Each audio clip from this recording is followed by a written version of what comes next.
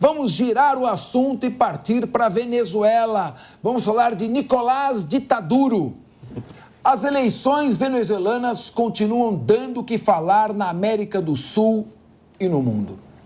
Desta vez, o regime apertou o cerco e o Ministério Público, que é a instituição essencial à defesa da democracia, pelo menos na Constituição brasileira, abriu uma investigação penal contra Edmundo Gonzalez e contra Maria Corina Machado, líderes da oposição.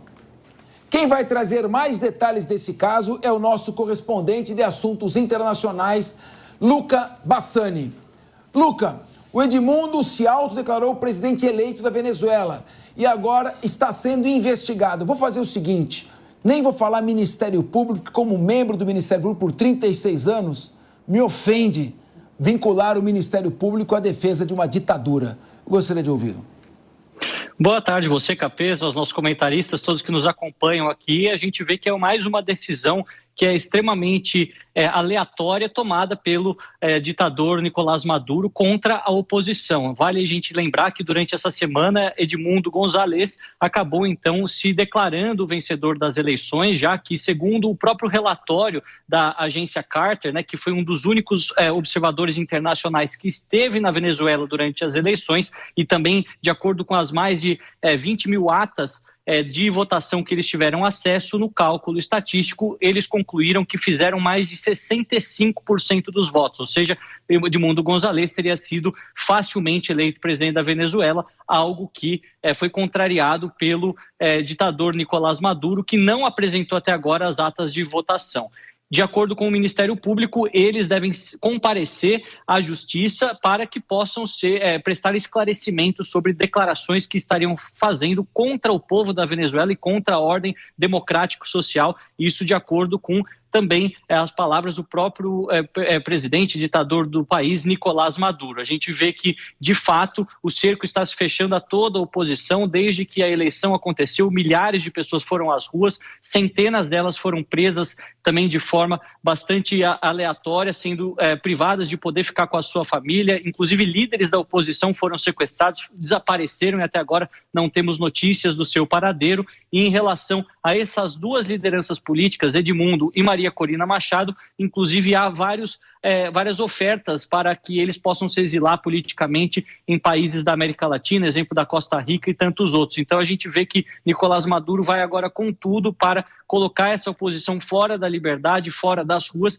e, de certa forma, se colocar no poder de forma ainda mais cruel durante os próximos 6 anos, neste mandato que durará até 2030. A gente sabe que essas decisões elas são tomadas por um grupo que apoia Maduro, já que houve o aparelhamento de todas as cortes supremas do país, seja a corte eleitoral, seja até a justiça comum, e isso mostra bastante claro que a Venezuela não segue um caminho democrático há muito tempo, onde não há liberdade de expressão, onde não há liberdade de imprensa e também não há a divisão dos 3 poderes, já que ele controla o legislativo e o judiciário, sendo o chefe do executivo. Uma situação extremamente dramática. A gente ainda está na espera sobre as falas de 3 países importantes que nós sempre falamos aqui, o Brasil, Colômbia e o México. Até agora, os presidentes desses países, Manuel López Obrador do México, Gustavo Petro da Colômbia e Lula da Silva do Brasil, disseram que é necessário mais tempo e que as instituições possam dar as suas explicações e não pode ter nenhum tipo de pressa,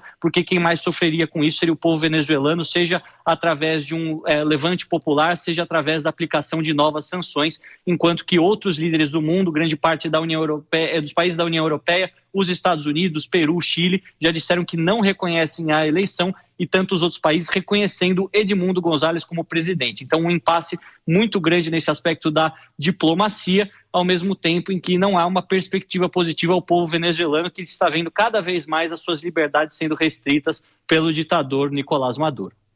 Luca Bassani, parece que o Nicolás Ditaduro, ou Maduro, também anda muito revoltado com as redes sociais.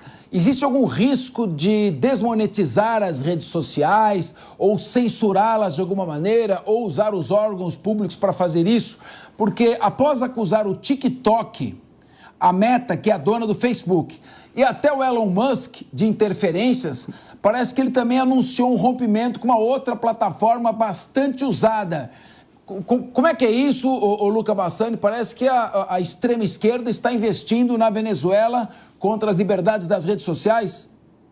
Olha, Capez, o Maduro ele disse que o WhatsApp, uma das maiores redes sociais utilizadas, né, para a comunicação de pessoas na América Latina, ela tem sido utilizada como uma ferramenta, como um dispositivo fascista para trazer informações que representam interesses escusos de fora do país, ou seja, dos Estados Unidos, do Peru, de países como até mesmo a Argentina, para dentro da Venezuela e acabar com a ordem social, contestando a democracia da Venezuela e todo o seu povo. A gente vê, inclusive, que ele disse que vai apagar do seu celular esse aplicativo e está mudando já para o Telegram, que hoje não pertence mais à Rússia, mas foi desenvolvido na Rússia, ou o WeChat, que é um aplicativo chinês. E ele aconselha todos os seus apoiadores a fazerem o mesmo. Não sabemos ao certo se ele vai implementar algum tipo de bloqueio a essas redes específicas. Sabemos que alguns países autoritários e de caráter antidemocrático, como é o caso da China, o Irã, a Turquia,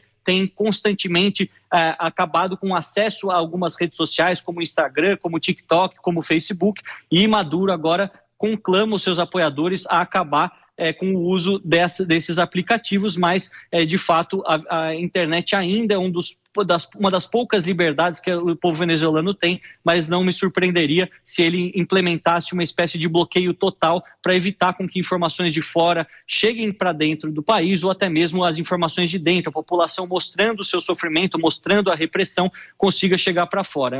É um caminho praticamente sem volta e que vai depender muito de todos esses importantes acordos internacionais e da pressão de líderes regionais, a exemplo do Brasil, para que isso possa se reverter e o povo venezuelano possa voltar a ser o que era na década de 90, no começo dos anos 2000. Um povo livre. Apesar de todas as dificuldades econômicas que vivia a Venezuela e que vive a América Latina como um todo há muito tempo, a Venezuela era um país democrático até o começo de 2000, 2004 e deixou gradativamente de ser com Hugo Chávez e depois definitivamente uma ditadura com Nicolás Maduro, uma situação extremamente dramática para um país que faz fronteira com o Brasil. Luca Bassani, você que provavelmente deve ser 20 horas e 45 minutos, porque eu vejo a sua biblioteca em Munique, porque aqui no Brasil são 15 horas e 45, deve ser 20 horas e 45 aí em Munique. Agora, me diga uma coisa, quem não reconheceu a vitória dele foram os Estados Unidos, né? Agora, a Kamala Harris, que é a esquerdista de lá, se posicionou de forma neutra nessa disputa. Ela, inclusive, vai disputar as eleições contra o Donald Trump. Você acha que esse posicionamento pode influenciar nas eleições? Como é que vai ficar se ganhar o Trump com a ditadura do Maduro já consolidada ou se ganhar a candidata esquerdista Kamala Harris?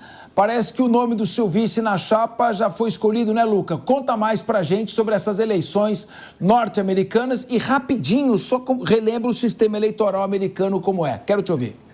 Pois é, Capês. Inicialmente, Kamala Harris e os democratas têm sido neutros, mas, de fato, o governo democrata com o secretário de Estado Antony Blinken reconheceram a vitória de Edmundo Gonzalez. Então, não há tanta neutralidade assim no atual governo. Não sabemos como Kamala Harris ela agiria caso seja eleita. Donald Trump, sabemos que durante o período que foi presidente, aplicou duras sanções contra a Venezuela e, caso retorne, essa é a tendência, né? Agora, falando brevemente do nome que foi escolhido hoje por Kamala Harris para ser o vice-presidente. Tim Walz, que é o atual governador de Minnesota, um estado que fica no Midwest americano, mas que vota de maneira democrata desde 1972. A última vez que um republicano ganhou lá foi Richard Nixon contra George McGovern na eleição de 72, e é um estado bastante azul. E Tim Walz, apesar de ser um homem branco, e nós já trouxemos aqui que facilmente ela escolheria um homem branco para fazer essa contraposição entre ela, que é uma mulher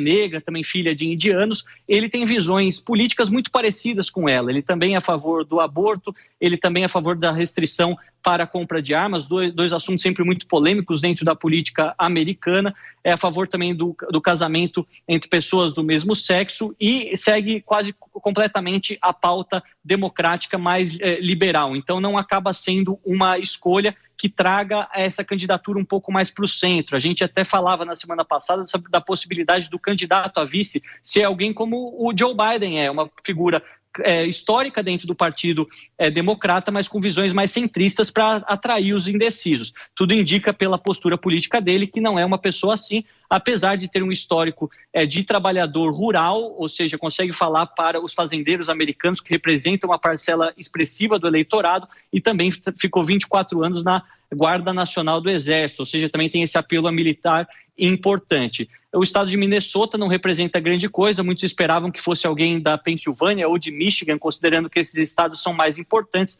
lembrando sempre do sistema americano, que não é no voto popular que se elege o presidente, mas em cada um dos estados tem os delegados que são proporcionais à população, e aí uma composição de 270 desses delegados é necessário para eleger. Tudo indica que será uma disputa acirrada em alguns estados, como a Pensilvânia e Michigan, mas no caso de outros, como a Geórgia, Arizona e Nevada, Donald Trump segue ainda firme na liderança. Luca Bassani, muito obrigado pela sua participação. Uma boa noite para você.